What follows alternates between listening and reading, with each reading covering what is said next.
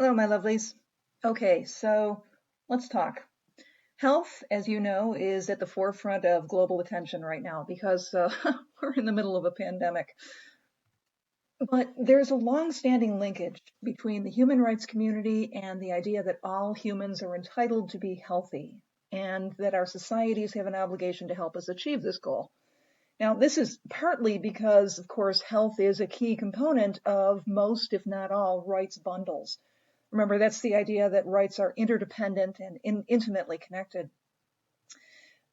There are a couple aspects of this. First of all, good health cannot be attained in the absence of other rights, such as the right to safety or freedom or a sustainable environment or an adequate standard of living.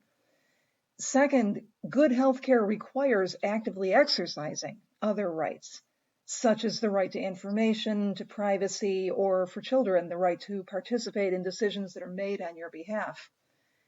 And third, good health is necessary in order to fulfill other rights, such as the right to education or to self-expression. But the linkage between human rights and health is also because health is an end in itself. And ensuring that people have the care they need to be healthy is just as much a central feature of civilization as ensuring that people have due process or the right to worship as they choose or freedom. It's worth noting in that context that health is not explicitly listed as its own article in the Universal Declaration of Human Rights. However, it is the main purpose of Article 25 on adequate standard of living, which we discussed last time in the last module. Health is what it's for. That's why you need an adequate standard of living so that you can be healthy. Health is also prominently featured in most of the human rights canon treaties, like the one for women, the one for children, the one for people with disabilities. And most importantly, health is made very explicit in the International Covenant on Economic, Social, and Cultural Rights. Article 12 says that parties to the ICESCR will recognize the right of everyone to the enjoyment of the highest attainable standard of physical and mental health. Now, that's a pretty high bar to meet.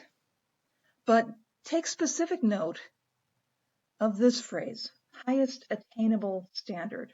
What are we talking about here? Well, remember the principle of progressive realization? That's the idea that not every country is in a position to fulfill all human rights, but they have to prioritize meeting everyone's basic needs as much as possible. They can't discriminate by meeting the needs for some people and not others. They have to make steady progress toward meeting everybody's needs fully, and they can't backslide. So in the case of human rights for health, not all nations can provide their people with universal state-of-the-art health care, but most countries have embraced this principle, at least as an aspirational goal. That is, most countries acknowledge that healthcare is a fundamental human right. The United States does not. Among wealthy nations, we are the sole exception. Historically, we've treated healthcare as a commodity, something you can buy if you can afford it. Now, we're now finally moving in the direction of universal healthcare. We'll talk about that in the next clip. So, how do we get there? Well, let's start by looking at how other countries achieve universal healthcare, pros and cons. I want to show you a 2008 video, and that sounds like a very long time ago, but it's weirdly still exactly on target.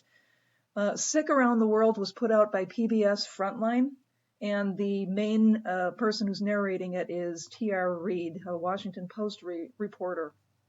Now, just for context, in 2008, when this video was made, the Affordable Care Act was still in the planning stage. And the World Health Organization reported that the United States healthcare system ranked 37th in the world in terms of quality and fairness. Every other country in the world has managed to institute universal healthcare of some form more cheaply than our own patchwork fee-for-service arrangement. This video is going to show you 5 advanced capitalist democracies that all manage to provide universal healthcare and how they do it. So Go watch the video. Then we'll reconvene in a second PowerPoint clip and evaluate what we've learned. All right, enjoy.